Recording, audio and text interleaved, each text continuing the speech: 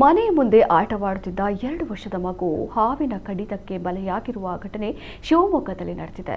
ಅಕ್ಷತಾ ಹಾಗೂ ಗಣೇಶ್ ದಂಪತಿಯ ಪುತ್ರ ಭವಿನ್ ಮೃತ ಮಗು. ತಾಯಿ ಅಕ್ಷತಾ ಸಾಗರದಲ್ಲಿರುವ ತಮ್ಮ ತವರು ಮನೆಗೆ ಬಂದಿದ್ರು.